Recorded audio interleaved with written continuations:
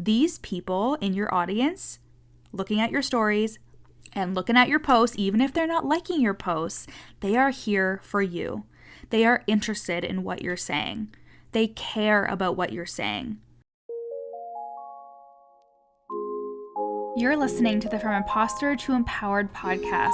I'm your host, Jill Perrick, a business and mindset coach who specializes in imposter syndrome. If you feel like you're not as smart, capable, or worthy as you actually are, and that someone is going to find you out, then you've come to the right place.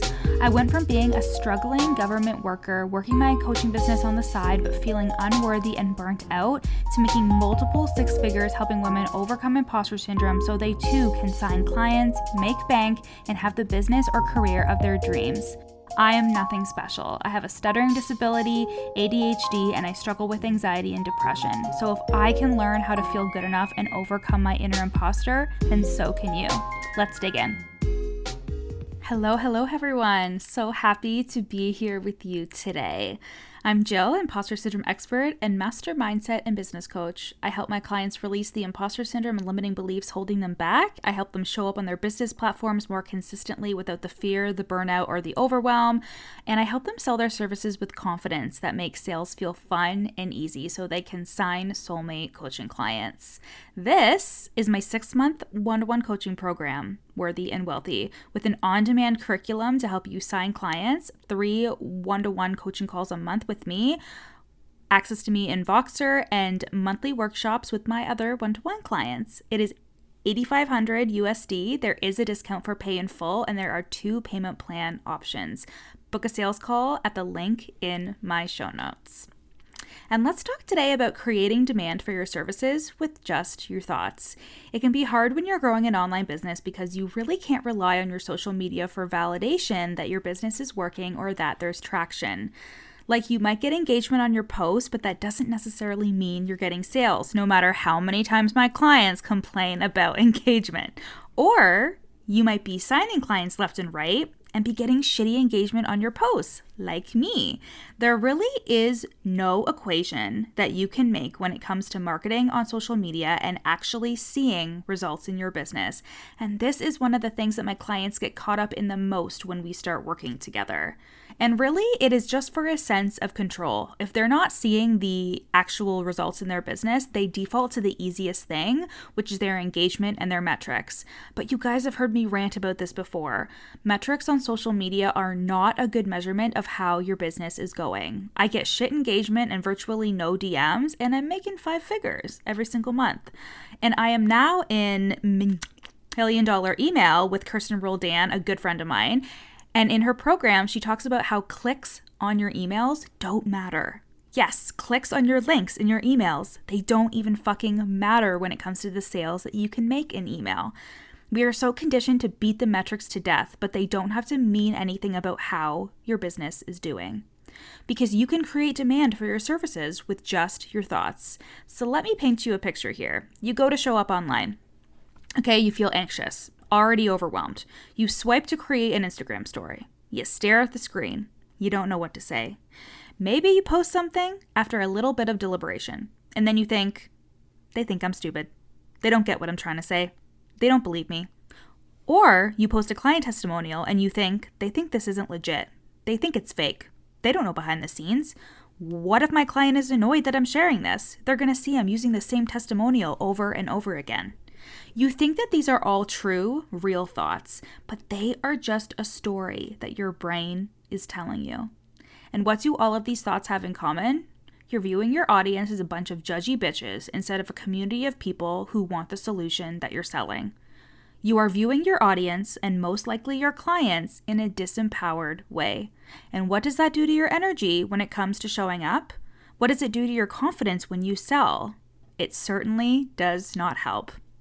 You create demand for your services by believing that your services are in demand by the person you want to work with.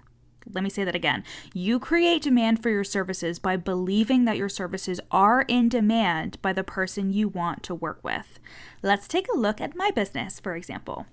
I'm an imposter syndrome business coach, and while my soulmate client is someone struggling with imposter syndrome, they are also someone who sees that it's a problem and wants to feel more confident in themselves so they can sell their services and sign clients. And I tell myself this when I show up and create content. I used to talk to the person who doesn't even know what imposter syndrome is, or they think they have it but don't see it as a problem. And it was very convincing energy, very much like, I feel like I'm forcing you to want this energy. I had to instead look at it like, if this was my soulmate client, if they really wanted and needed my offer, if they really wanted and needed to work with me, how would I show up and speak to them? And not only that, but this is why I do what I do, because how you view yourself is just as important. You have to view yourself in an empowered way and as the person who can help them get results. If you have thoughts that you're not good enough and that you don't know if you'll be able to help someone if they work with you, you will subconsciously repel clients because of that fear. Remember that the brain prioritizes keeping you safe over growth and evolvement and pushing past your comfort zone. And this also makes sense when we're talking about showing up and putting yourself out there, because that can be really scary. And it makes sense that your brain would create negative stories about what others are thinking. Hey guys, I hope you're loving today's episode. I am just taking a brief pause in today's episode to share with you a client testimonial. These testimonials are either from group coaching clients or clients who are in my one-to-one coaching program. And I can't wait for you to hear how I have changed their lives and their businesses for the better.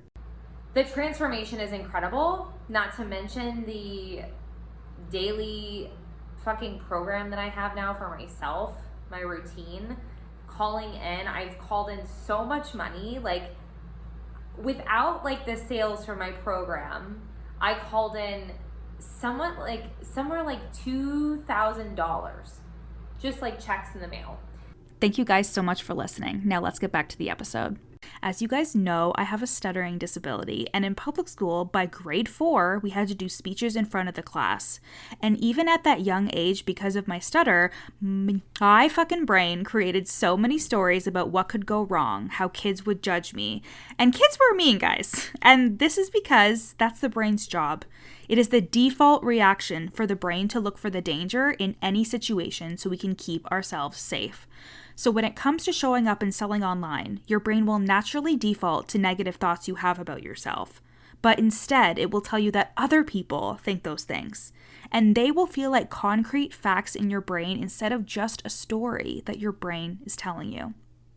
Your job as a coach who sells her services online starts way before you even open the Instagram app or LinkedIn or when you record your podcast for that week. It is a part of your job to be the most empowered version of yourself. And then the next part is to see your audience, your potential clients, and your clients in an empowering way as well. Think about this. You're selling tickets to an event where it's just you, your thoughts, and your services. When you show up, there's hundreds of people in their seats looking to you to help solve the problem that you say you can help them solve. They are there to listen, to watch, to learn, to hear from you. That is how you need to view your audience, no matter how many followers you have. Whenever my thoughts start to spiral, I remember that I have almost 4,000 Instagram followers. 4,000.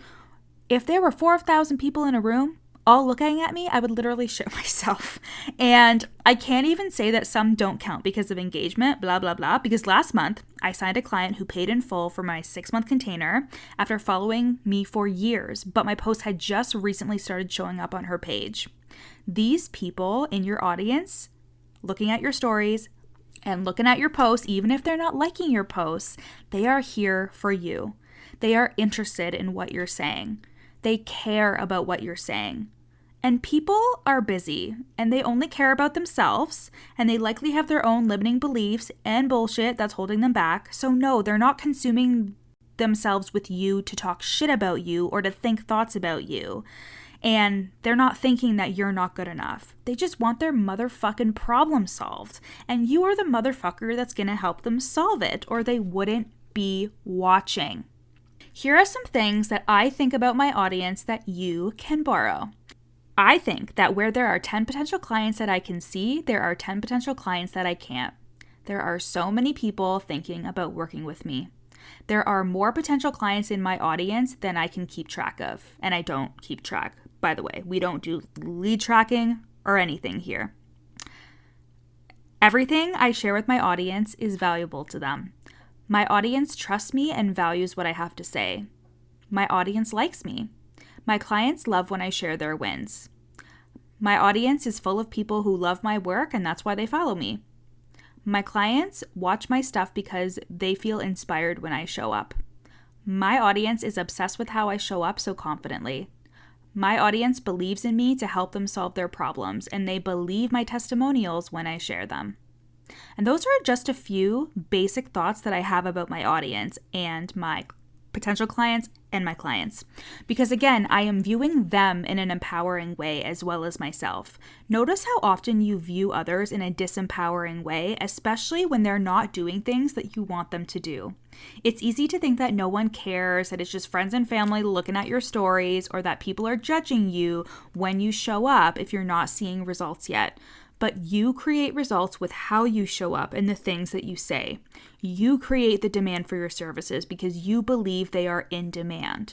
You believe that your services are worth what you charge, and you believe that you can help somebody when they pay your prices. That is going to create demand because the way you show up and the way you sell your services will be so much more potent and powerful than if you feel like shit, think your services can't help anyone, and think that your audience is full of judgmental bitches who are judging your every move.